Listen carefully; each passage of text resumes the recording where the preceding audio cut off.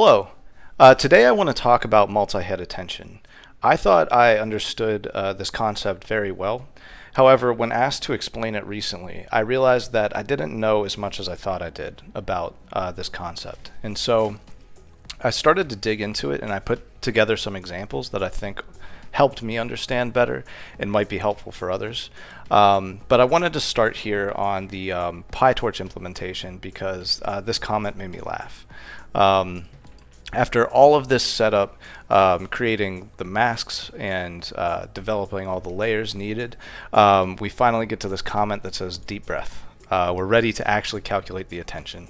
And so I thought that was pretty clever, but I also have this repository open because I pulled a lot of my own code from PyTorch's official implementation, but I also pulled some code from this repository, and I just wanted to give credit because I feel that this repository also breaks it down in a very easy to understand way.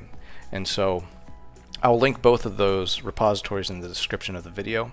But I also have open the Attention is All You Need paper right at the multi-head attention portion, because this is where I started to get confused and realized that I didn't know as much as I thought I did. My intuition, probably very naive intuition, was that the attention for each head in the multi-head attention would just be a copy of the attention equation. But that's not exactly how it works.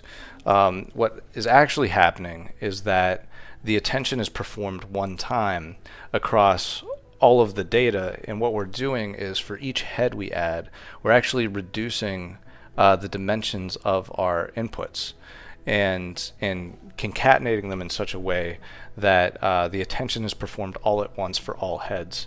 And they note that here that this D model dimension is our embedding size, but the secondary dimension here is actually a calculation of the embedding size divided by the number of attention heads.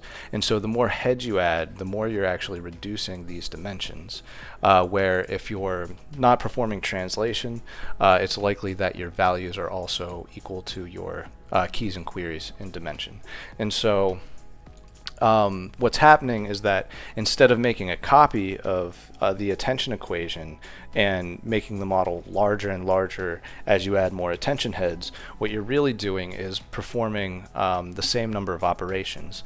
And they note this here, that due to the reduced dimension of each head, the total computational cost is similar to that of a single head attention with the full dimensionality.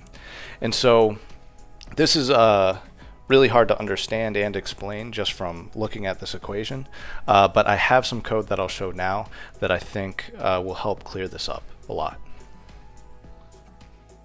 So I have two files here. In the first file, I built the multi-head attention torch module based on those two repositories that I mentioned previously. And then in the second file, I have a Python notebook that steps through each operation in more detail to make this a little bit more intuitive. But to jump into the multi-head attention module, in the init for this module, we'll notice that there's only 4 neural network layers defined, and they're all linear layers mapping from embedding size to embedding size. And I spoke about this a little bit previously when talking about single head attention, but what these linear layers are doing is they're basically functioning as those matrix products shown in the paper, where the inputs are the query keys and value matrices, and then the weights are actually the weight of the linear layer.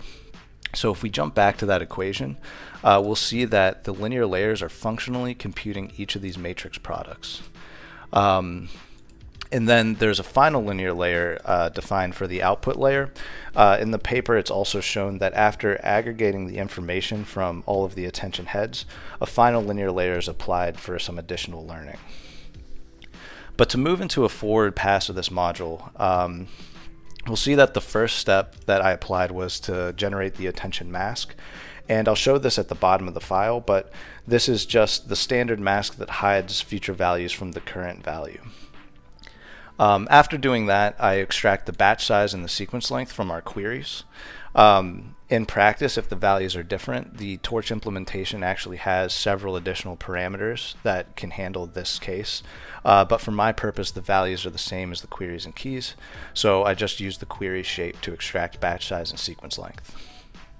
So after applying the linear layers to compute those matrix products, I used ReLU activation, which is a simple choice for this example, but this could be a more advanced activation function in practice.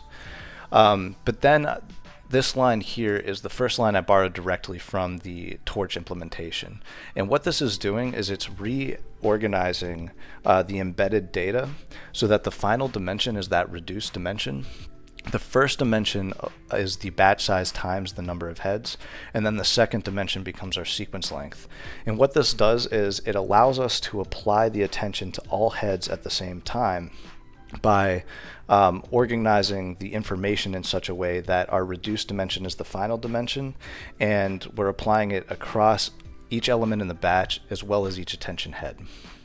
And so moving into the actual attention portion of the module, the first step, as borrowed from PyTorch, is to compute this Q scaled value.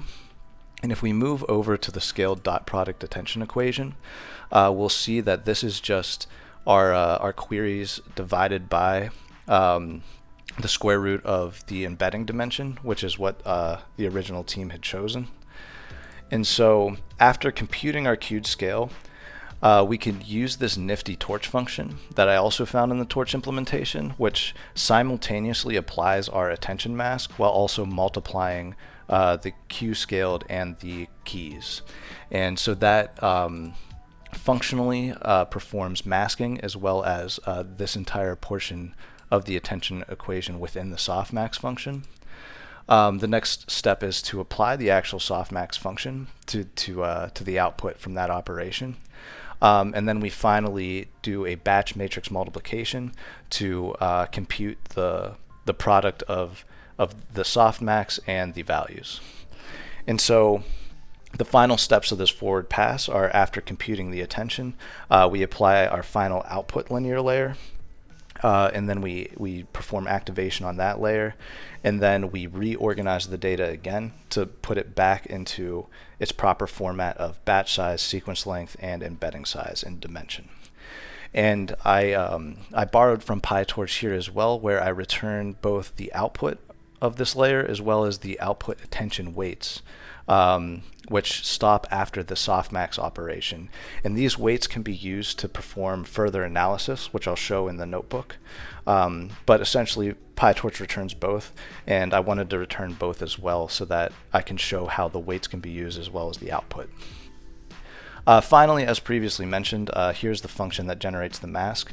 I did this a little bit naively, since we're performing the masking before softmax, as is a standard sometimes, or a standard that you'll see quite often.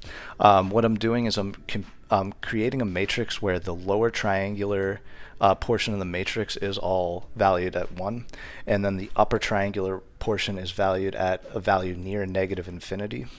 And what this does is, upon applying the softmax, it keeps all of the lower triangular values and converts all of the upper triangular values to 0, thus hiding future values from our current value. And so just to step through each of these operations in a little more detail, I first import everything that would be needed, and then I created a instance of this module with some dummy parameters. Most notably, the batch size being 8, the sequence length being 16, and our embedding size being 512. And so if we create random data and assign it to our keys, queries, and values, and then apply the model, we'll notice that the attention output coming out from the model is identical to the input of our data, batch size, sequence length, and embedding size. But the attention weights that are being output from the model are this first dimension being our batch size times our number of attention heads, and then the final two dimensions being the sequence length, so that we can visualize how each element in the sequence is being attended to by every other element in that sequence.